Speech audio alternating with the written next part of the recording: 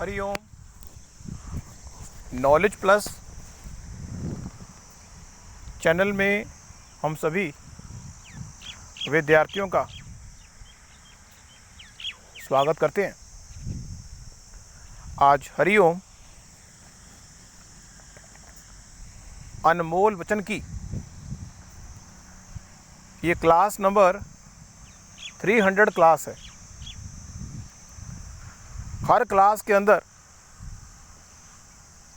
हमने आपको मोटिवेट करने का, प्रेरित करने का प्रयास किया कि जीवन के जिस उद्देश्य को प्राप्त करने के लिए इस दुनिया में आप आए हैं, यदि आपने उसको डिफाइन कर लिया, उसके संबंध में आपने क्लियर कट डेफिनेशन डिफाइन कर लिया है, उसके पाथवे को भी डिफाइन कर लिया और डेडलाइन को भी डिफाइन कर लिया, फिर हमारी इस टॉक को सुनते हुए निश्चित रूप से आप अपने उस जीवन के उद्देश्य को प्राप्त करने में सफलता प्राप्त कर रहे होंगे।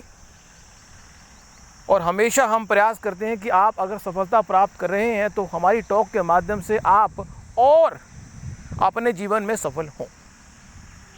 इसी उद्देश्य से आज हमारी हरिओम अनमोल वचन की टॉक नंबर 300 है।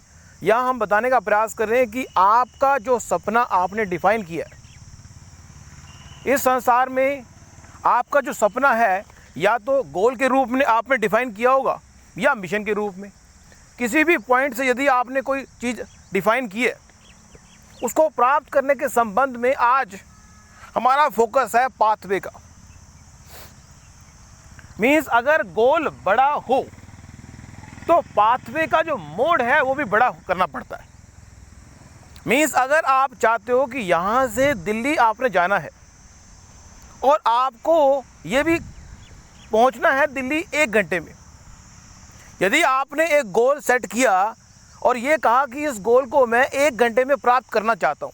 मान लीजिए आप अंबाला में हैं और आप दिल्ली पहुँचना चाहते हैं और किसी ने कहा कि आपको 1 घंटे में ही दिल्ली पहुंचना है, तो आपको मोड ऑफ योर पाथवे को चेकआउट करना पड़ेगा, तभी आप 1 घंटे में दिल्ली पहुंच सकते हैं। यदि किसी ने फ़ोन किया और कहा कि आप अंबाला हैं और आपको दिल्ली पहुंचना है और आप 5 घंटे के बाद दिल्ली होने चाहिए, तो आपको मोड ऑफ ट्रांसपोर्टेशन अलग करना पड़ेगा। तो जीवन के अंदर भी जो गोल आपने डिसाइड किया है, हमें नहीं पता कि आपने जीवन में क्या तय किया है। आपने जो भी गोल तय किया है उसके संबंध में ये बात तय करने की जिम्मेदारी भी आपकी है कि आपने अगर 1 घंटे का डेडलाइन दिया है तो आपको 1 घंटे में मोड ऑफ ट्रांसपोर्टेशन, जो प्रोसेस है जिसके द्वारा आप उस गोल को प्राप्त करेंगे, उस प्रोसेस को भी 1 घंटे के इक्विवेलेंट करना पड़ेगा, तभी आप 1 घंटे में उस चीज़ को प्राप्त करेंगे। लेकिन अगर आपने मोड को चेंज ना किया तो आप गोल को 1 घंटे में प्राप्त नहीं कर सकते। फिर आप 5 घंटे में, 10 घंटे में, वो डिपेंड करेगा कि आप पैदल अगर चल पड़े दिल्ली जाने के लिए, तो उस स्थिति में आप अपने गोल को बहुत दिनों में प्राप्त करेंगे। लेकिन अगर आप साइकिल पे चल पड़े तो आप घंटों में प्राप्त कर लेंगे। यदि आप मोटरसाइकिल पे चल पड़े तो हो सकता है आप घंटों में ही प्राप्त कर लें। यदि आप कार में जाएंगे तो भी घंटों में प्राप्त करेंगे। तो कहने का पर्पज़ ये है कि ये तो एक एग्जाम्पल था।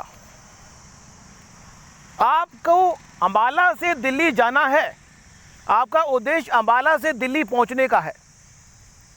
लेकिन अगर ये तय कर लिया जाए कि अंबाला से दिल्ली पहुंचने के लिए आपको सिर्फ 1 घंटे का टाइम पीरियड दिया गया है, तो उस स्थिति में आपको ये बात चेकआउट करनी पड़ेगी कि आप 1 घंटे में किस मोड ऑफ ट्रांसपोर्टेशन से दिल्ली पहुंच सकते हैं।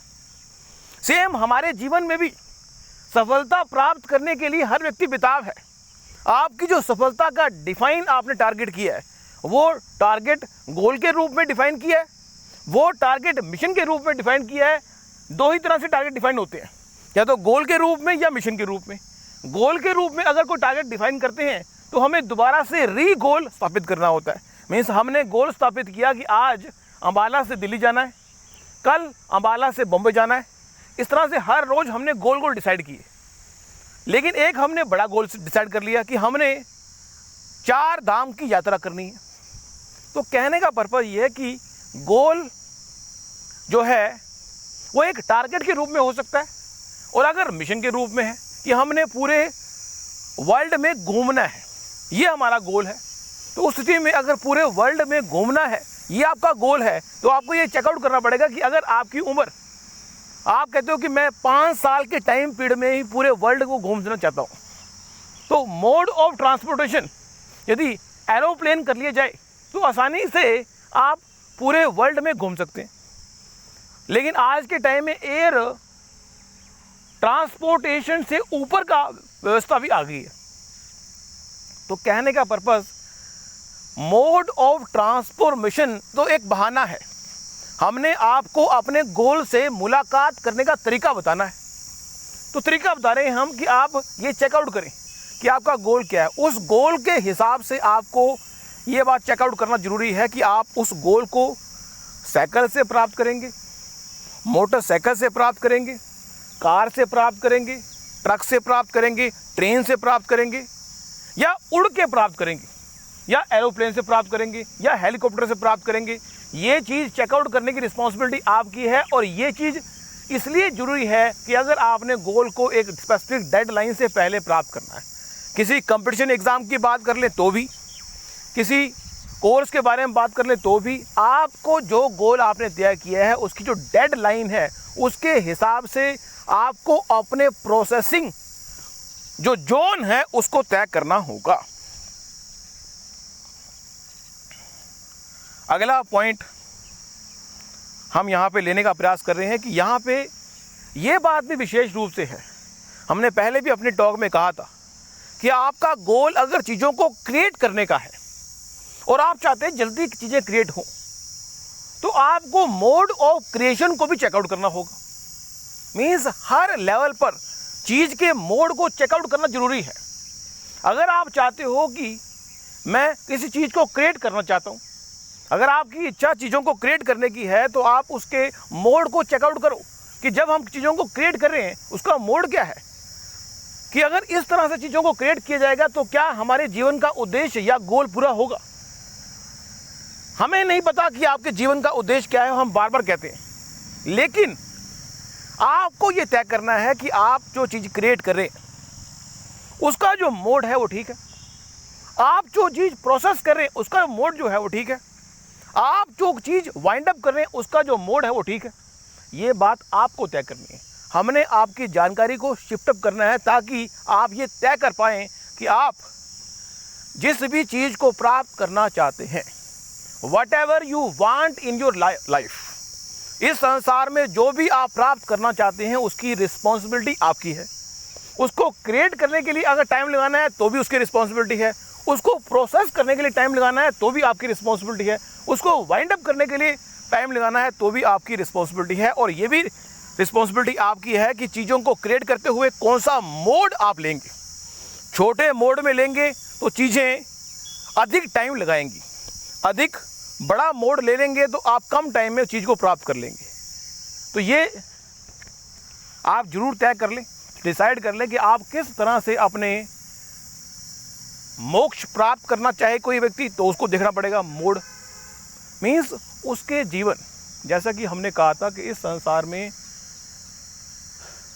इस बात की कोई गारंटी नहीं है कि व्यक्ति कितनी उम्र तक जिएगा, लेकिन फिर भी यदि हम उम्र के 4 हिस्से कर लें, यदि हम उम्र के 4 हिस्से कर लें या 3 हिस्से कर लें, तो पहले हिस्से में आप किसी भी चीज़ को जब एक्टिवेट करते हैं तो मोड ऑफ ट्रांसपोर्टेशन चाहे कोई भी हो, आप आसानी से उस चीज़ को एग्जीक्यूट कर पाते हैं। दूसरे में मोड ऑफ ट्रांसपोर्टेशन की इंपॉर्टेंस ज़्यादा है, और तीसरे में तो विशेष इंपॉर्टेंस है कि अगर तीसरे जोन में आगे चले गए और मोड ऑफ ट्रांसपोर्टेशन आपका छोटा रहा तो निश्चित रूप से गोल प्राप्त करने में दिक्कत आएगी।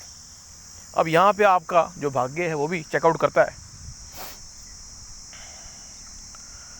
अगला पॉइंट इस टॉक में, क्योंकि हमारी जो टॉक है वो 300 टॉक है, तो टॉक को लंबा भी हम करना चाहेंगे और आपको धर्म संकट के बारे में बता रहे हैं। इस संसार में धर्म संकट, ब्लड के बारे में बात की थी और ब्लड रिलेशन के बारे में बात की थी और एक रिलेशनशिप के बारे में बात की थी। पति और पत्नी का जो संबंध है वो ब्लड रिलेशनशिप नहीं है, लेकिन माँ और बेटे का जो संबंध है वो एक ब्लड रिलेशनशिप है। अक्सर धर्म संकट पैदा होता है कि बच्चा माँ की बात को माने या अपनी पत्नी की बात को माने। अब ये शास्त्र इस संबंध में क्या कहते हैं हम ये नहीं कहेंगे, लेकिन फिर भी एक विचार अधीन बात है कि व्यक्ति को अब तटस्थ रहना पड़ता है कि वो माँ की बात को माने या अपनी पत्नी की बात को माने, क्योंकि दोनों की बात मानना, माँ के संबंध में कोई धर्म नहीं बताया गया, लेकिन पत्नी के संबंध में एक एक्सटर्नल बंधन बताया गया है ताकि जो संबंध है वो अच्छा चले। जो समाज के द्वारा एक प्रकार की प्रतिज्ञा मीन्स शपथ पति पत्नी लेते हैं कि हम एक दूसरे का ध्यान रखेंगे, वो एक प्रतिज्ञा जो सी है उसको हम माने ना माने, क्योंकि वो एक समाज के सामने है। लेकिन माँ और बेटे का जो संबंध है वो समाज के सामने नहीं है, वो डायरेक्ट संबंध है। माँ का बच्चे से जितना अच्छा प्यार होगा उतना बेटा शादी के बाद भी माँ के साथ जो उसका कोऑर्डिनेशन है उसको बना के रखेगा। लेकिन यहाँ पे धर्म संकट तो आता ही है। तो जीवन में धर्म संकट जब आए तो बराबर अगर आप ना कर सके तो किसी का पक्ष ना लें। ये एक विचार किया जा सकता है कि आप ना तो अपनी माँ का पक्ष लें ना अपनी पत्नी का पक्ष लें, आप तटस्थ हो जाएं। तटस्थ होना भी, अब यहाँ पे तटस्थ होना इस बात का एक पॉइंट आता है कि आप अगर तटस्थ हो जाएंगे तो माँ और पत्नी जब आपस में बहस करेंगे तो आपको किसी ना किसी का पक्ष लेना पड़ेगा। न्यूटन होने से काम नहीं चलेगा। या फिर इतना अच्छा संबंध पत्नी से और माँ से करें ताकि आपस में कन्फ्लिक्ट हो ही ना। लेकिन ये एक स्वाभाविक प्रक्रिया भी है, इसलिए इससे गुजरना पड़ता है। आप जो दे रहे हैं वही वापस आ रहा है। एक बार कहते हैं कि झूला जो सा है, झूले को हम झूलते हैं ना, तो जिस स्टेज से हम झूला झूलते हैं वो वापस वहीं पे आता है। कहते हैं कि इस संसार में आप कोई भी कर्म कर लो, अच्छा कर्म करो या बुरा कर्म करो, वो रिटर्न आपके पास आएगा। मीन जो सत्य है, जो सच्चाई है इस संसार में व्यक्ति सच्चाई से बच नहीं सकता। चाहे आप अपने कर्मों से बच जाएं, लेकिन सच्चाई का जो पॉइंट है, सच्चाई अपने आप रास्ता निकाल लेगी। अगर आपने कोई भी एक्टिविटी इस संसार में ऐसी की है जिसके बारे में आप बात करना नहीं चाहते, तो निश्चित रूप से अगर नेचर चाहती है कि वो उसकी बात हो, अगर ये नेचर चाहती है कि उसकी बात हो, तो नेचर ऑटोमेटिक उसका एक कारण, रीज़न अपने आप बना लेगी। सच्चाई के लिए अपने आप रीज़न बनता है।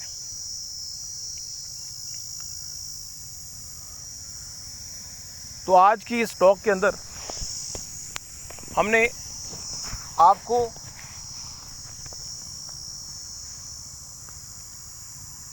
ये बताने का प्रयास किया कि आपके जीवन का जो उद्देश्य है और आपके जीवन का जो उद्देश्य का जो डेडलाइन है, उसके हिसाब से आप अपने मोड को चेकआउट करें और उससे काम करें। Thank you so much for listening and always putting Hari Om knowledge plus.